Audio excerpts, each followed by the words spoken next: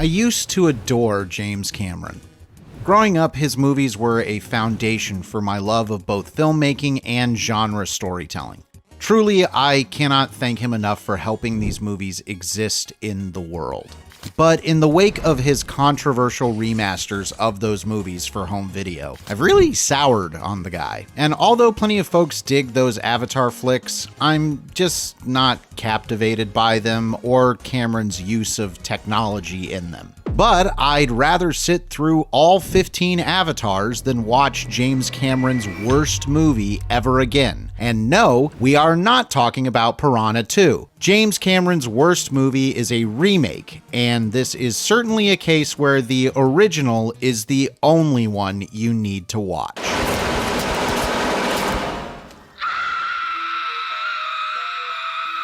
I'm Drew Deitch for Giant Freakin' Robot, and this is why James Cameron's worst movie is True Lies.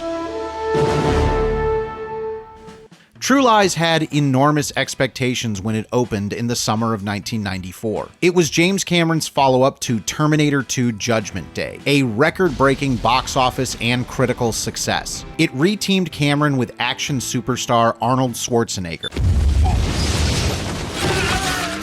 And it had the added allure of Jamie Lee Curtis as the female lead. It promised to be an action comedy of epic proportions, and it was the first movie to ever have a reported budget over $100 million. Audiences helped make True Lies a domestic hit, but it was the international box office that turned it into a big one. Critics were mixed to positive for the most part, but thanks to a strong home video and cable presence, the movie stuck around for many years. However, True Lies has somewhat slipped out of the conversation. Attention citizens! Your online identity is under attack. Safeguard yourself with today's sponsor, Aura, the ultimate tool in online security. In 2024, the national public data was breached, exposing 2.9 billion sensitive records. This included names, phone numbers, addresses, and social security numbers. Even worse, this information was released for free to whoever wanted it. Aura protects you from the dangers of the dark web, keeping you alerted if your data has been exposed. You can rest easy, citizens, knowing Aura will report any suspicious activity with your data, including if anyone is trying to use it to access your bank account. No such luck, hackers! Aura also provides its users with up to $5 million in identity theft insurance, making sure you're not left stranded in the cold. Aura also provides you with a VPN to keep you hidden from the watchful eyes of online evildoers. Go to aura.com/giantfreakinrobot for a free 14-day trial that will help support the channel and keep you safe in cyberspace. Has the movie fallen out of favor with modern audiences? Is it not holding up to the test of time? What still works and what doesn't? If you're grading True Lies purely on its action spectacle, it's safe to say that it more than holds up. Cameron was able to use his colossal clout to demand extravagant action set pieces that are still inarguably impressive. From the opening snowbound shootout to the legitimately astounding chase sequence on the overseas highway in the Florida Keys, True Lies overruns with ridiculous and exhilarating action. If you want to see Arnie shoot a giant stream of flame into a bunch of henchmen or ride a horse to the top of the Westin Bonaventure, this movie will satisfy that pure cartoon pleasure. And it is indeed pleasurable. The ludicrous lengths Cameron goes to for tactile action are worth commending. No set piece is tiny or throwaway. If Cameron is going to do an action scene, he's going to go all in.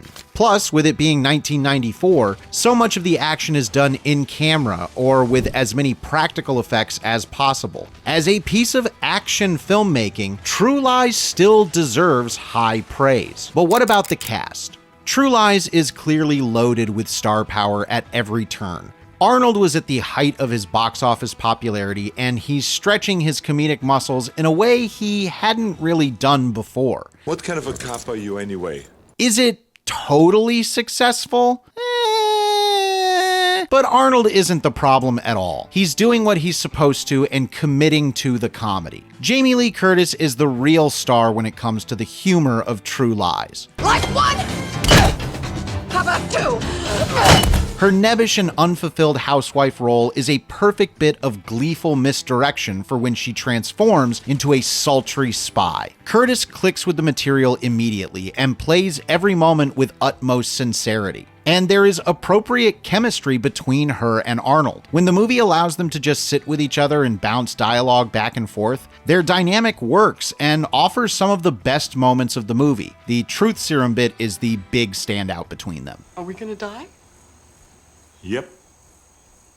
I'd say it's working. However, the secret weapon of True Lies is Bill Paxton as a sleazy con man that's trying to sleep with Curtis. The film turns into a total winner every second that he's on screen. His scumbag charm and eventual cowardice are pitch perfect for the kind of farce Cameron is going for in his script. It's actually a shame he's not in more of the movie, because the film gains serious comedic steam when he's allowed to smear his greasy charisma all over the lens. I got a little dick. It's pathetic. If True Lies has a standout performance, it's Paxton by a country mile. But the cast isn't all winners. Tia Carrere is decent, but overshadowed as the lead female villain. The worst offender is Tom Arnold as Schwarzenegger's secret agent partner. Care to tango? Yes, I would. If Tom Arnold's particular persona is your cup of tea, you might get a kick out of his beleaguered, pot-bellied alpha male shtick. For me, it reads as obnoxious and one note. His presence always manages to bring the film down to something much less enjoyable. Unfortunately, it's not just that one actor that has hurt True Lies over the years. There are a number of things to consider when talking about True Lies in a modern context. Before we get to some more difficult aspects, let's focus on the filmmaking alone, because True Lies has a construction problem. For one thing, True Lies is too damn long for the story it wants to tell. Based on the 1991 French film La Totale, that version has its fair share of action, but focuses far more on the comedic farce at the center of the story. In Cameron's film, there are two warring movies: the farce. I'm starting to like this guy. Oh, we still got to kill him. I mean, that's a given. And a big action plot involving terrorists. For a large chunk of the middle of Cameron's film, the movie abandons its terrorist plot entirely. It's a bizarre structuring choice that was mostly added into Cameron's remake script, whereas La Totale better blended the spy story with the plot involving the married couple. Because of this, a lot of the comedy doesn't hit the way the movie wants it to. There are also Cameron's clunky editing choices in True Lies. The movie lacks a lot of great transitions from scene to scene, and it hurts the movie's sense of flow and pacing. Not to mention that there are numerous shots where stunt doubles wearing masks or makeup to look like Arnie can be seen, and Cameron doesn't cut away or frame shots in a way that better hides that issue. You know what? I'll give him a pass on this one because it's too goofy to get mad at. For as polished a production as True Lies is, a lot of its theme park strings are way too visible. It's not surprising that the next thing Cameron directed was a literal theme park ride. Now, we have to get to the really bad stuff.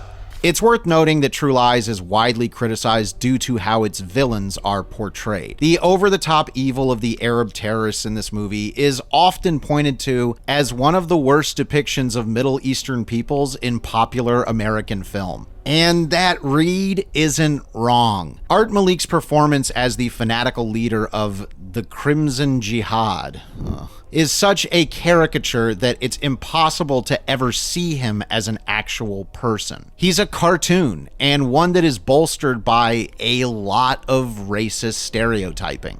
While it may have been less egregious in 1994 pop culture, this kind of character is extremely tough to defend all these years later. What? Now, I wouldn't normally do this, but we are going to talk about some uncomfortable real-world stuff, so here's a content warning for y'all. The criticisms about the film's villain pale in comparison to the real-life damage that True Lies caused actress Eliza Dushku.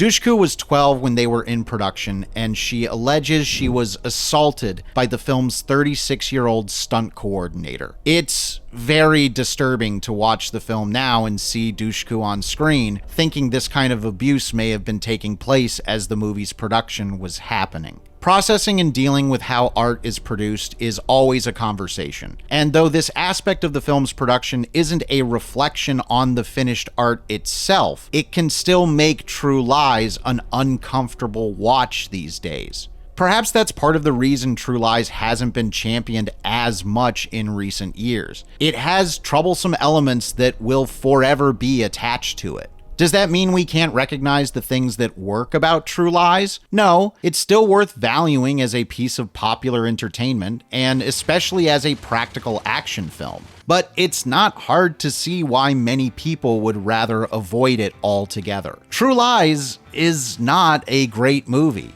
It has phenomenal set pieces and a good cast, but it's an inferior remake that bloats the story up and sucks out a lot of its charm by the final reel. It's an exhausting movie that's better left at the bottom of the pile when it comes to Cameron's output. Unfortunately, after all those crappy 4K home video remasters, I guess it might be time to throw the whole pile away. Even though I say True Lies is the worst James Cameron movie, I wish there was a better restored version available to those who love the movie. But I guess James is too busy with his blue cat action figures to care. Want to stand up for defenseless mega millionaire James Cameron? Show your allegiance to Skynet in the comments. Like the video and subscribe to the channel if you're looking for more like this from Giant Freaking Robot.